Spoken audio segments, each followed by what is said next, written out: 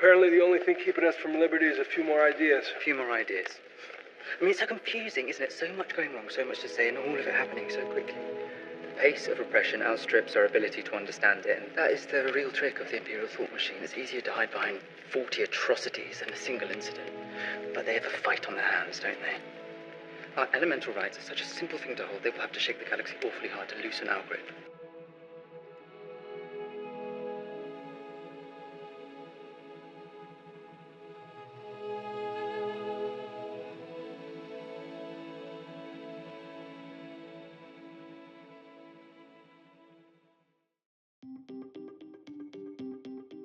Welcome back to the Dialectic Dose. I'm your host, Austin Constantino. In our previous episodes, we journeyed through the life and ideas of Karl Marx, witnessing how his analysis of capitalism emerged from both rigorous study and lived experience of the system's contradictions.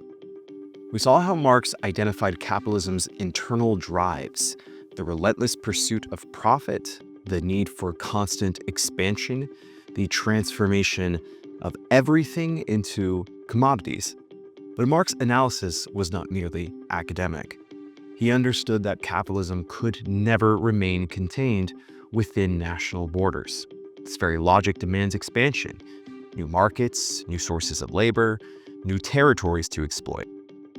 What Marx observed in the factories of Manchester and the slums of London was not an isolated phenomenon, but the local expression of a global system.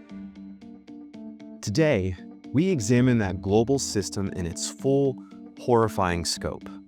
We are talking about imperialism, not as a policy choice or a series of unfortunate mistakes, but as capitalism's inevitable international expression. We'll trace how the same profit motive that drives exploitation in the workplace drives the subjugation of entire nations. How the same logic that creates poverty alongside wealth within countries creates a world divided between the exploited global south and the parasitic global north. This is not a story of good intentions gone wrong or complex geopolitical calculations. This is the story of a system that feeds on human suffering, that turns entire continents into resource extraction zones, that wages war not for democracy or freedom, but for corporate balance sheets. This is capitalism with its mask off. And for those of us living in the heart of the empire, in the United States, understanding imperialism is not an academic exercise. It's a moral and political necessity. Every aspect of our daily lives, from the cheap goods we buy, to the gas we pump, to the very stability of our currency, it all rests on a foundation of global exploitation and violence. So, let us begin where capitalism's international expansion began, with the search for profit that would reshape the entire world.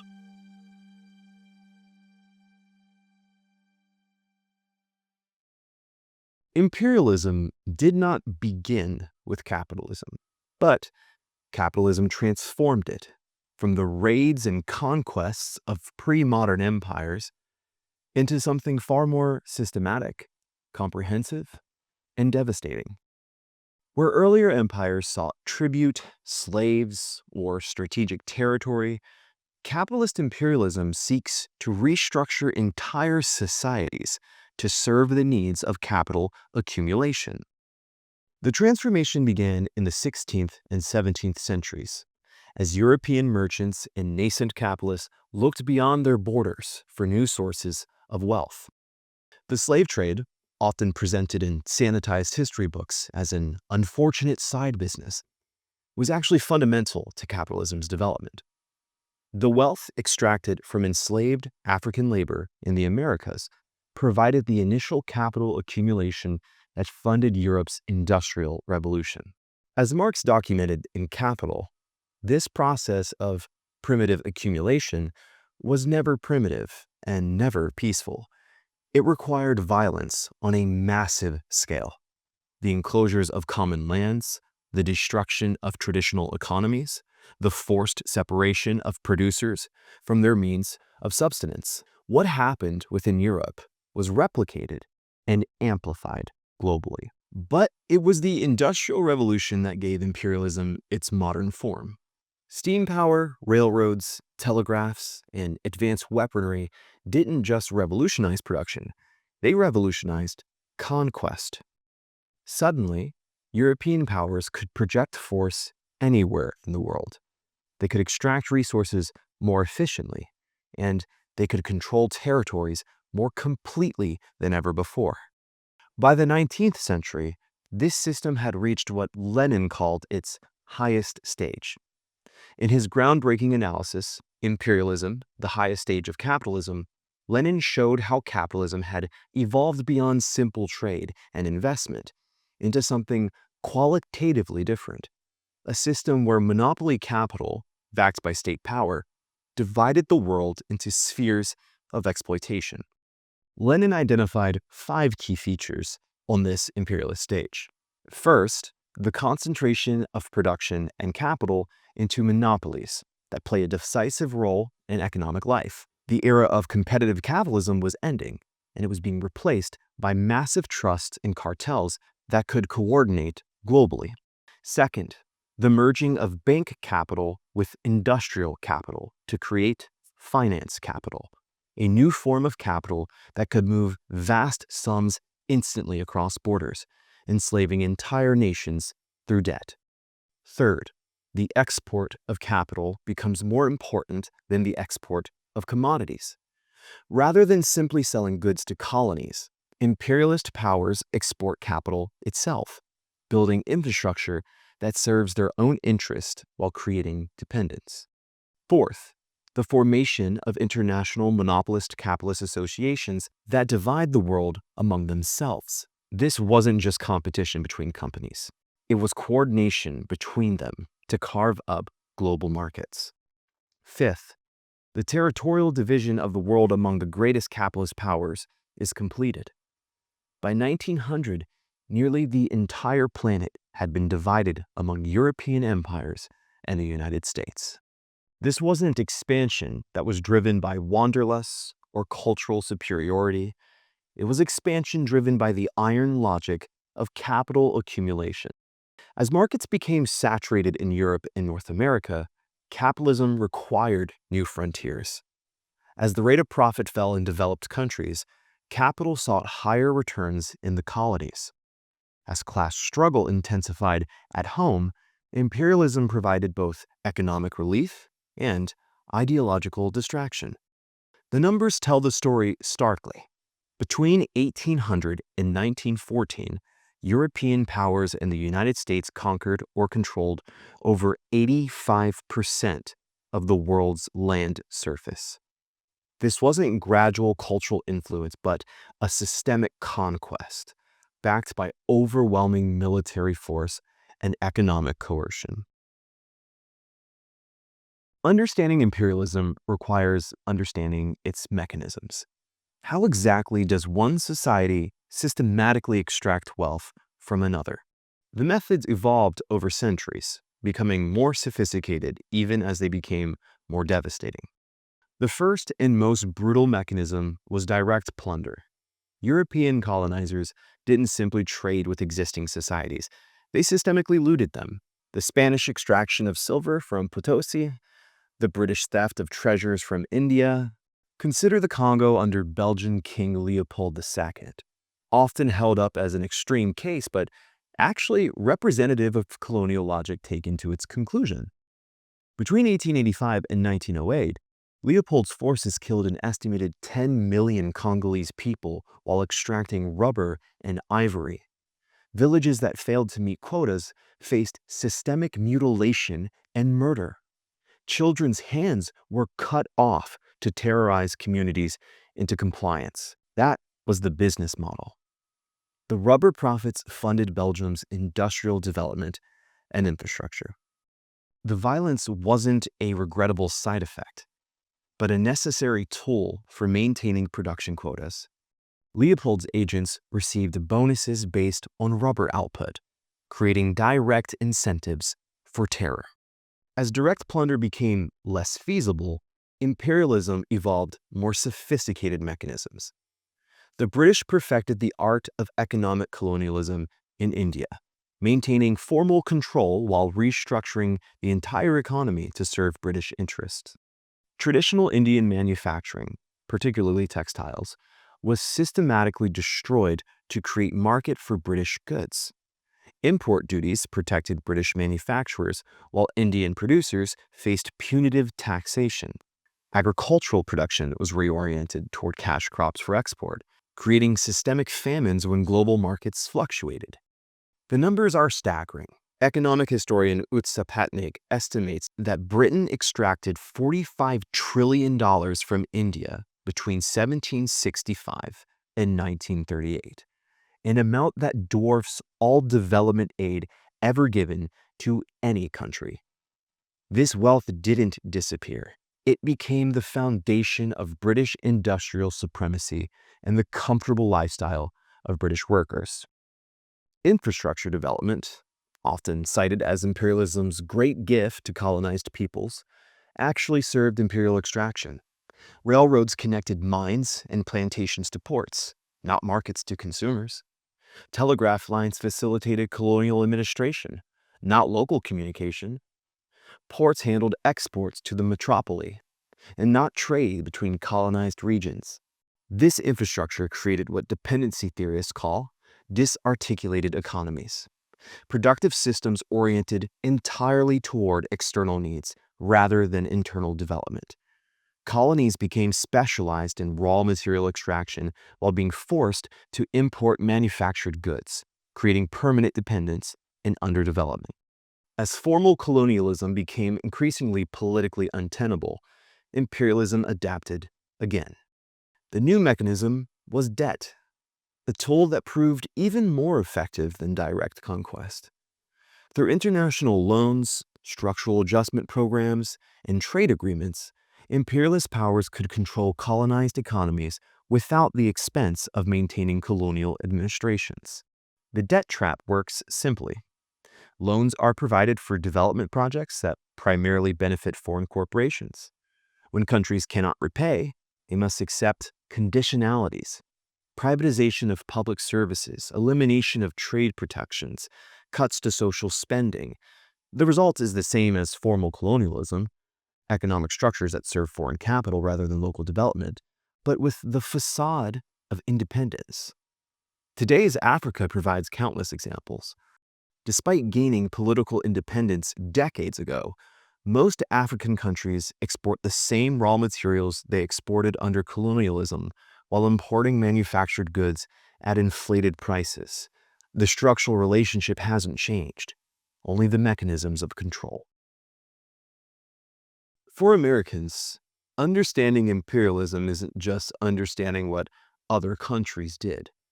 It's understanding the foundation of American wealth and power. The United States didn't inherit an empire. It built one through systematic conquest, genocide, and economic coercion, all while maintaining myths of freedom and democracy. American imperialism began with genocide. The systematic extermination of indigenous peoples was not a tragic byproduct of westward expansion. It was a deliberate strategy to clear land for capitalist development. Military campaigns, disease warfare, forced relocations, and cultural destruction eliminated an estimated 95% of the indigenous population, clearing the way for the most extensive land grab in human history. This is not an ancient history concluded by the time capitalism matured. It was contemporary with capitalism's development.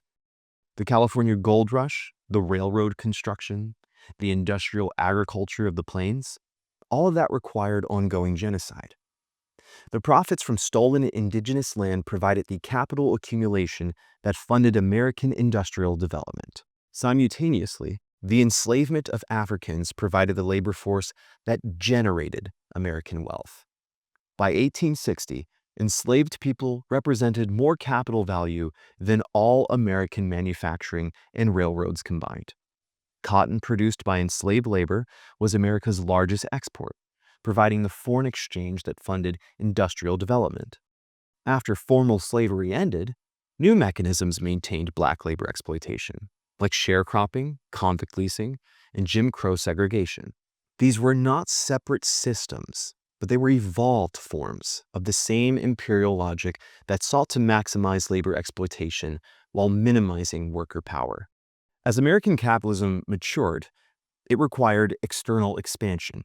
The Spanish-American War of 1898 marked America's emergence as a global imperial power, seizing the Philippines, Puerto Rico, Guam, and establishing dominance over Cuba.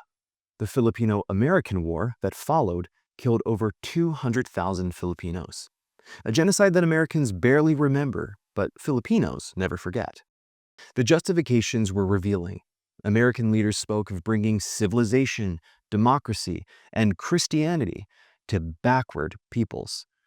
But internal documents told a different story.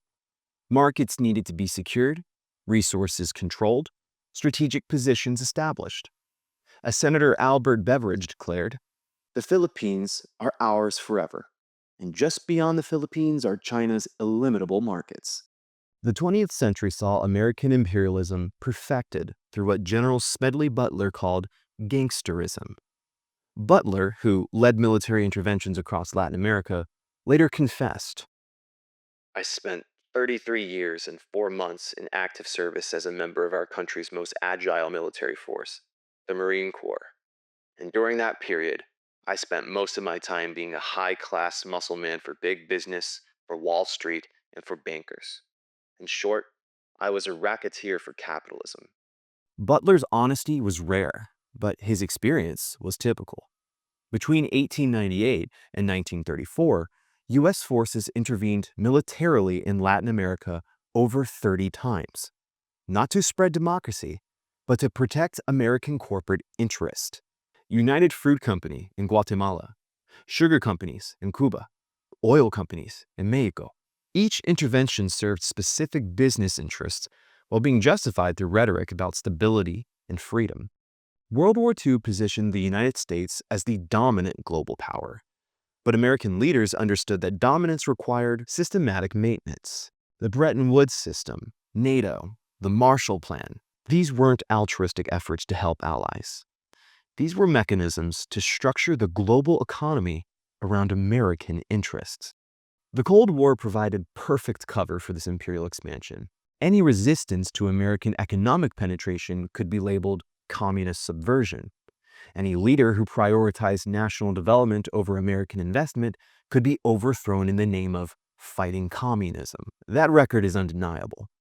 The United States overthrew democratically elected governments in Iran in 1953, Guatemala in 1954, Chile in 1973, and dozens of other countries. It supported genocidal dictatorships in Indonesia, El Salvador, Guatemala, and around the world. It waged devastating wars in Korea, Vietnam, Laos, and Cambodia that killed millions of people. And none of this was about ideology. It was about maintaining a global system that funneled wealth toward American corporations and consumers. Internal U.S. government documents, released decades later, confirmed that every intervention was fundamentally about economic interests, regardless of the public justifications. Perhaps the most sophisticated aspect of modern imperialism is how it conceals itself. Unlike earlier empires that openly celebrated conquest, American imperialism operates through elaborate propaganda systems that reframe exploitation as liberation, domination as partnership, and genocide as humanitarian intervention. The propaganda begins with language itself. The United States doesn't have an empire. It has allies and partners. It doesn't invade countries. It liberates them. It doesn't overthrow governments. It promotes democracy. It doesn't exploit resources. It develops markets. This isn't accidental linguistic evolution. This is carefully constructed deception. Consider how American interventions are consistently reframed. The overthrow of democratically elected governments becomes preventing communist takeover. Support for genocidal dictatorships becomes maintaining stability. Economic policies that create mass poverty become structural adjustment and market reforms. The education system plays a crucial role in this deception as well. American students learn about the brave pioneers who settled the West, not the systematic genocide that cleared the land. They learn about the benevolent founders who created democracy, not the slave owners who built wealth through human bondage. They learn about America's reluctant global leadership, not its aggressive pursuit of global dominance. When American crimes are acknowledged, they're presented as exceptions, temporary departures from America's true nature, rather than expressions of its systematic logic. Slavery becomes America's original sin, rather than its founding economic system.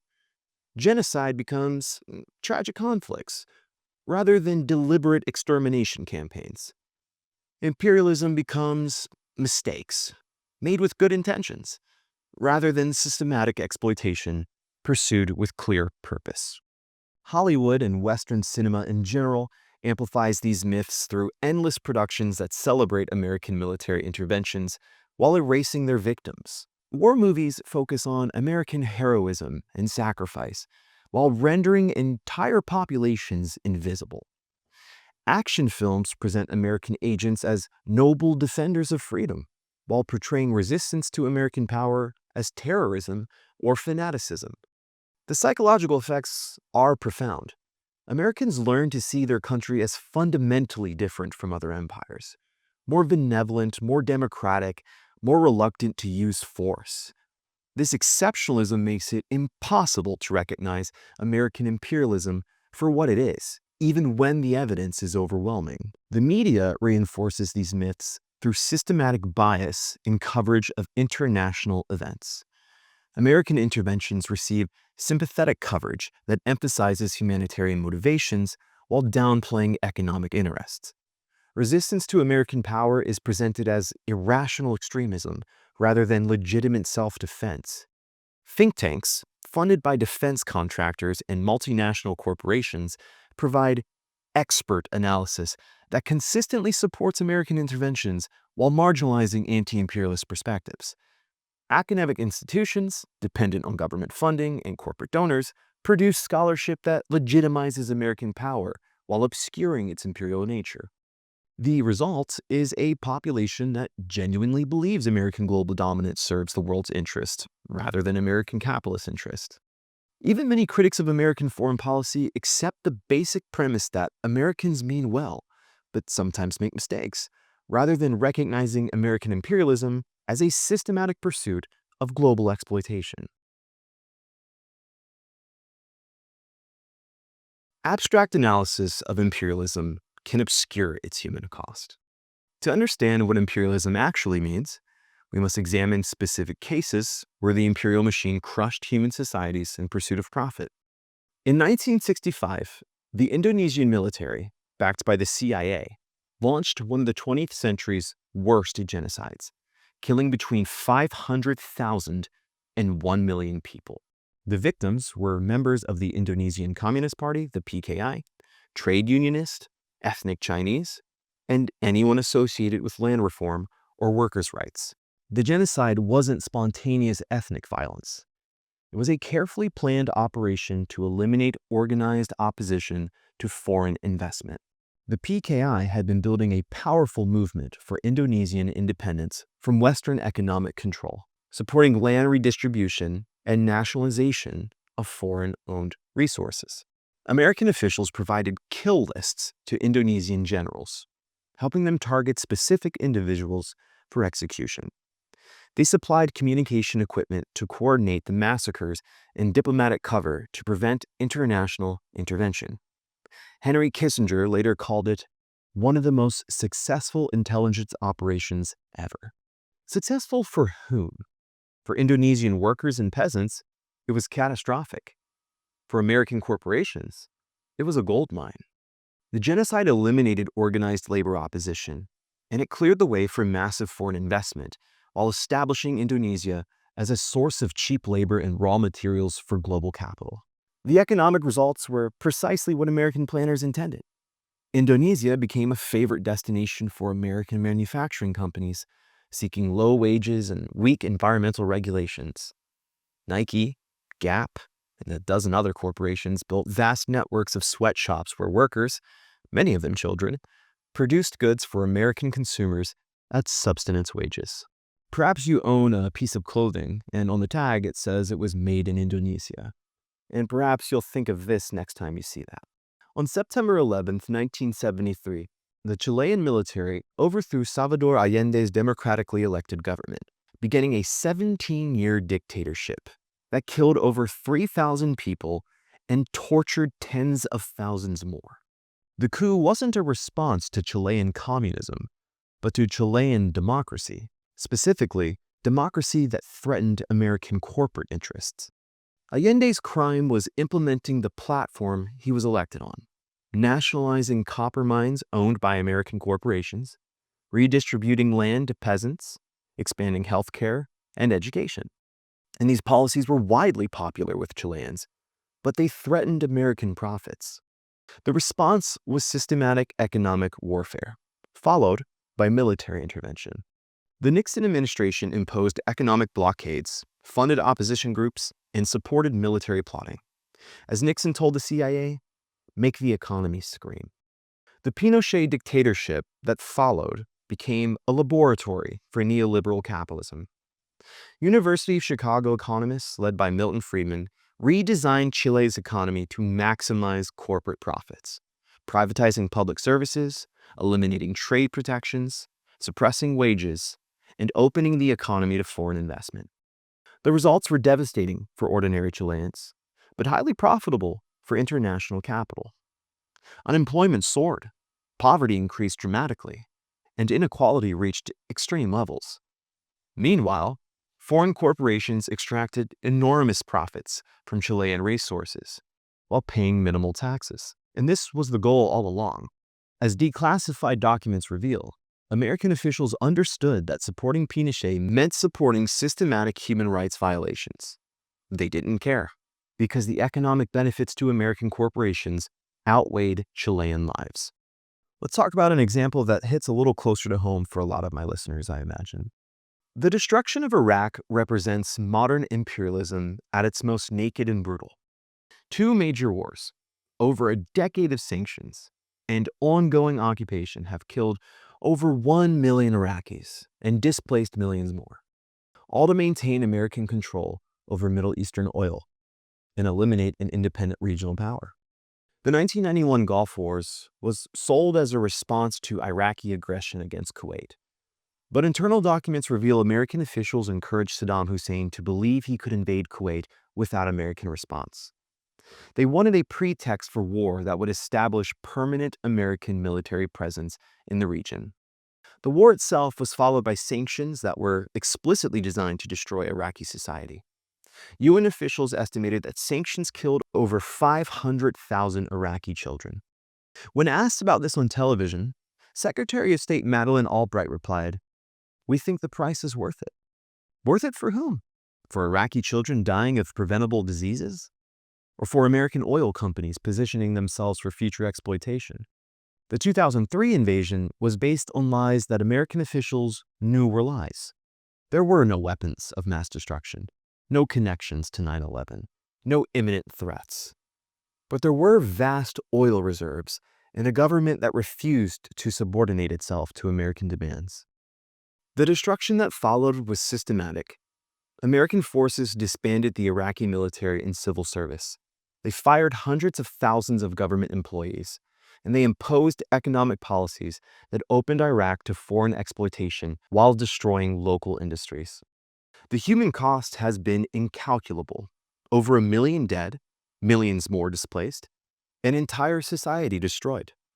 But for American corporations, Iraq has been highly profitable. Military contractors make hundreds of billions from endless war. Oil companies gained access to Iraqi reserves. Construction companies profited from rebuilding what American bombs destroyed. This is imperialism in practice. The systematic destruction of human societies to advanced corporate interest, justified through elaborate lies about democracy and freedom. Modern imperialism has evolved beyond direct military conquest to more sophisticated forms of economic control. These mechanisms are often invisible to Americans, but devastating to billions of people in the global south who live under their weight. The debt system functions as imperialism's primary tool. International institutions, like the World Bank and International Monetary Fund, controlled by wealthy countries, provide loans to developing nations with strict conditions attached. These conditions, called structural adjustment programs, require borrowing countries to privatize public services, eliminate trade protections, reduce social spending, and open their economies to foreign investment. The result is a form of economic colonialism more effective than direct political control. Countries become dependent on foreign investment and exports to wealthy nations while being prevented from developing independent economies. When they cannot repay loans, they must accept even harsher conditions, creating cycles of dependency that can last generations. Agricultural imperialism represents another crucial mechanism.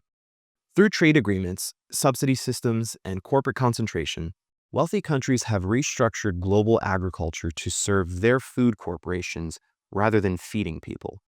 Small farmers worldwide have been driven off their land to make way for industrial agriculture that produces cash crops for export. Traditional food systems that sustained communities for centuries have been destroyed and replaced with dependence on imported food from wealthy countries. And the human cost is staggering, as always. Despite producing more food than ever before, hunger affects nearly 1 billion people. This isn't because of scarcity, but because industrial agriculture prioritizes profit over nutrition, exports over local consumption, and corporate concentration over food sovereignty. Labor imperialism creates global supply chains that extract value from workers in poor countries while delivering profits to corporations in wealthy countries.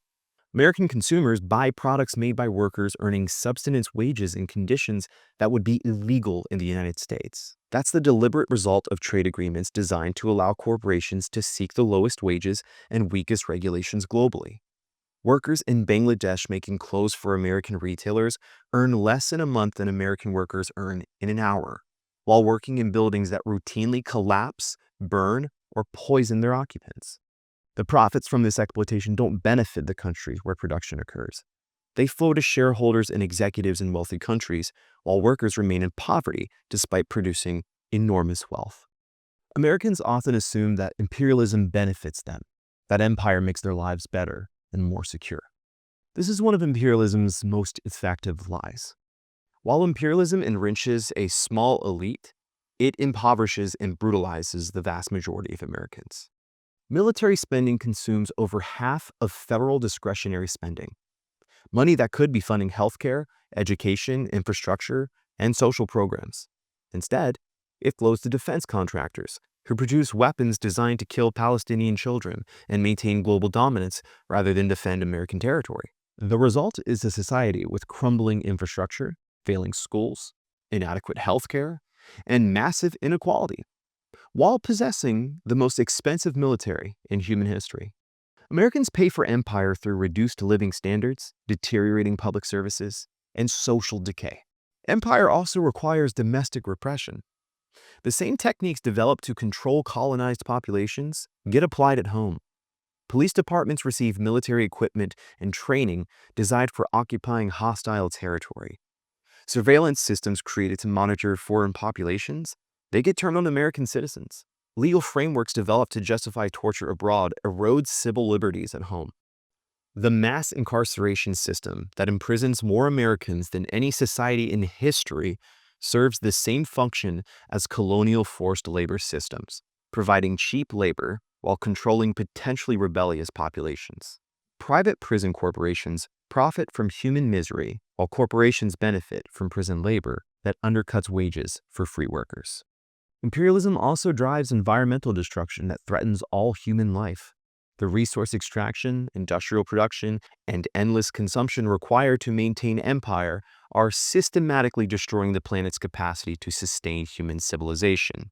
Climate change, mass extinction, pollution, and resource depletion are not separate problems, but interconnected consequences of an economic system that requires endless growth on a finite planet. The same logic that drives imperialism, short-term profit maximization regardless of human cost, drives environmental destruction. Americans are not immune to these consequences.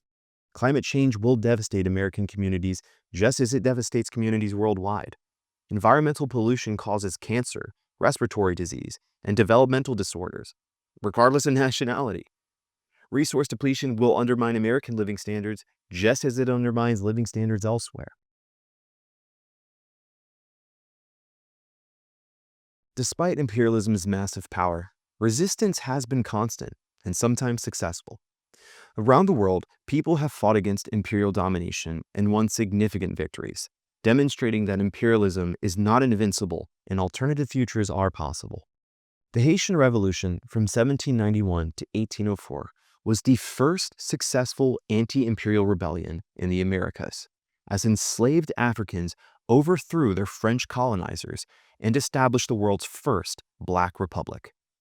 The revolution sent shockwaves through every colonial power and inspired resistance movements worldwide.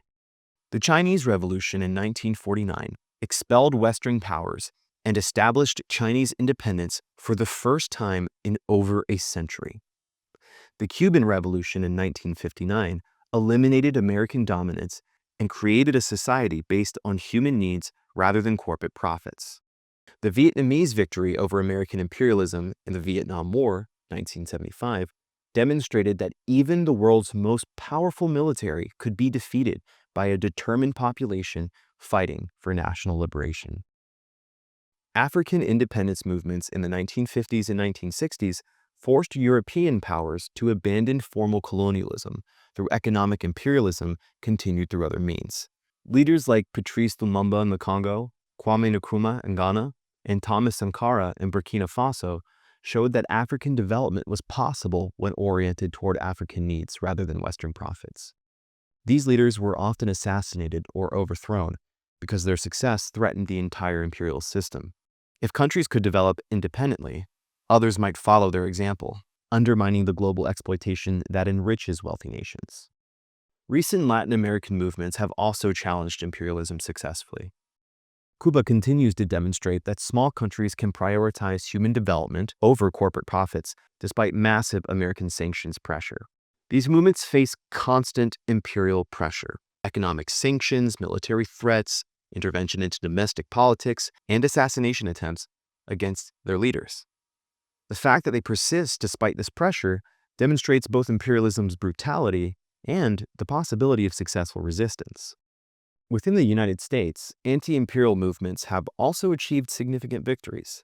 The anti-war movement domestically helped end American involvement in Vietnam. The Solidarity movement opposed American intervention in Central America during the 1980s. The movement against the Iraq War mobilized millions of Americans before the invasion began. These movements demonstrate that Americans can be organized to oppose imperialism when they understand its true nature and costs. The challenge is overcoming the massive propaganda systems that obscure imperialism's reality and present it as necessary or beneficial. Current movements against police brutality, mass incarceration, and environmental destruction are implicitly anti-imperial because they challenge the domestic manifestations of imperial logic. As these movements develop more sophisticated analysis of how domestic oppression connects to global imperialism, they become more powerful threats to the entire system. Understanding imperialism can be overwhelming. The scale of destruction, the depth of the deception, the apparent impossibility of challenging such a massive power. But listen, understanding is the first step toward effective resistance. And resistance is not only possible, but it's necessary for human survival. The climate crisis ensures that imperialism's current trajectory leads to civilizational collapse. The endless growth required by capitalism cannot continue on a finite planet.